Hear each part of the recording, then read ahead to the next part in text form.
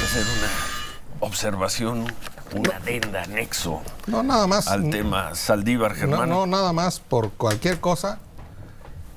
Estos halcones que mandabas hacían mesas judiciales semanalmente. Hacían mesas judiciales para ver los asuntos y para turnarlos a determinados jueces durante la presidencia de Saldívar. Mesas judiciales, en las que participaba, entre otros, Alpizar. Mesas judiciales semanales.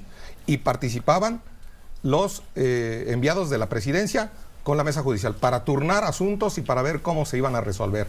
Mesas judiciales se los conocen. ¿Esas ya no se hacen? Sabe perfectamente. ¿Ya no se hacen ahora? No, los hacían con Saldívar. No, ahora ni siquiera. ¿Se hacían con Peña y se hacían con Calderón? Eso no lo sé. Eso no lo sé. Pero hay mesas judiciales para conhibir, para decidir. Y otra pregunta, nada más. Al juez Delgadillo Padierna,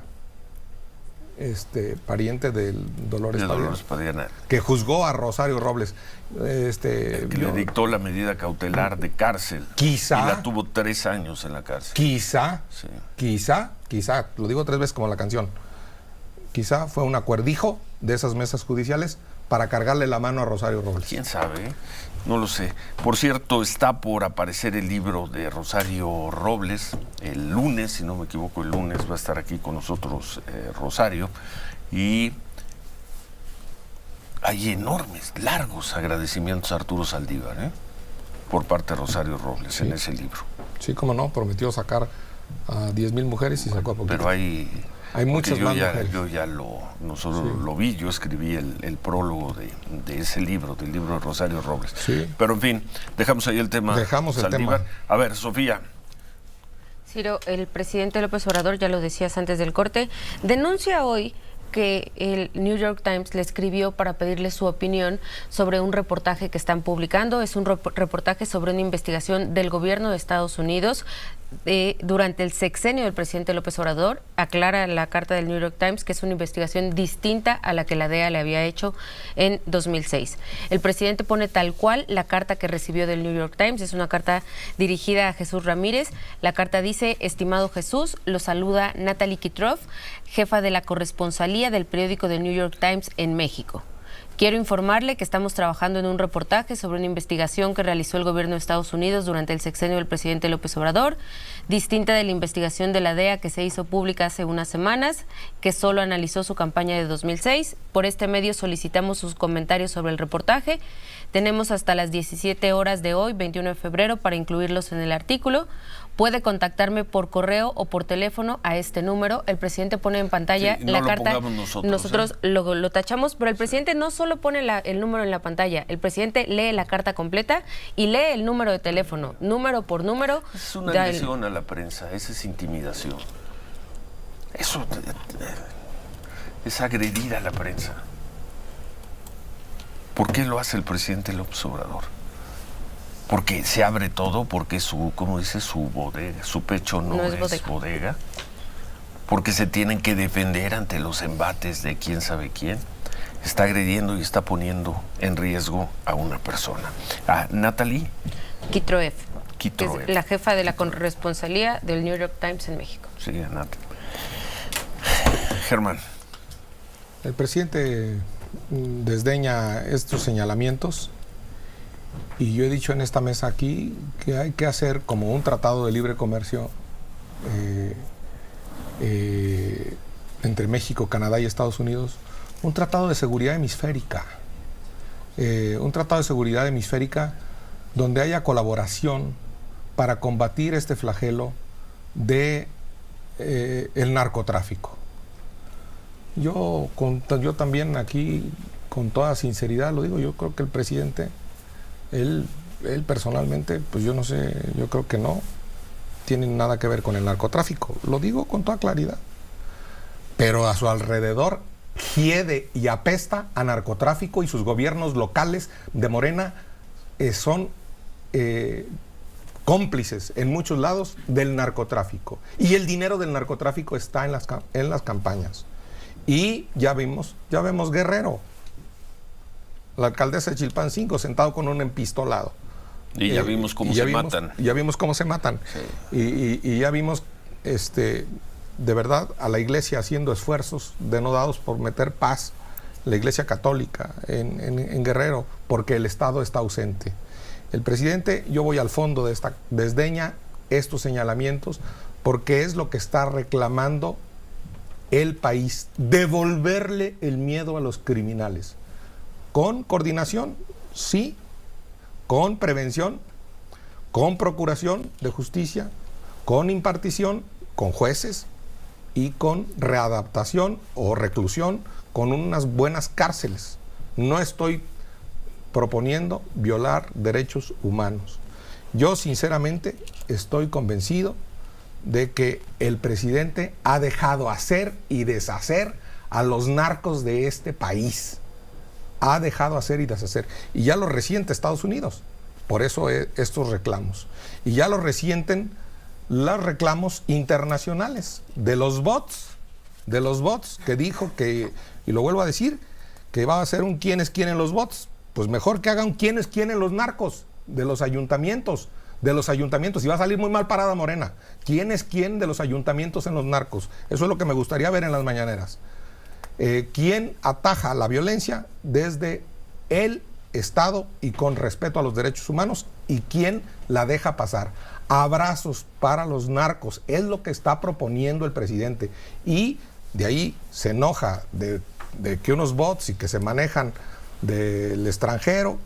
Pues la verdad es que hay que enseñarles que existe a muchos Silicon Valley y que desde ahí se maneja Facebook, se maneja Twitter. Twitter, you know, Peregrino. X. Se maneja Meta, Facebook, Instagram, todo, las plataformas, excepto eso, TikTok. Eso. Entonces, más del 60% de las plataformas se manejan desde allá y la regulación estatal no alcanza para tantos bots o propaganda, y eso pues también tiene que tener un acuerdo internacional para regular las plataformas digitales. También necesitamos un acuerdo internacional para eso.